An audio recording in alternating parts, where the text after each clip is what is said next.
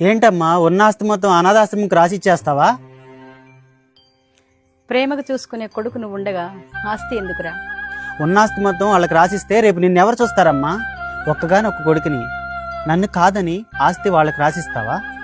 రేపు నీకు ఒంట్లో బాగపోతే వాళ్ళు వచ్చి చూస్తారా అమ్మా? ఇదేమన్నా పద్ధతిగా ఉందా? అలాంటప్పుడు నన్ను ఎందుకు అన్నావు?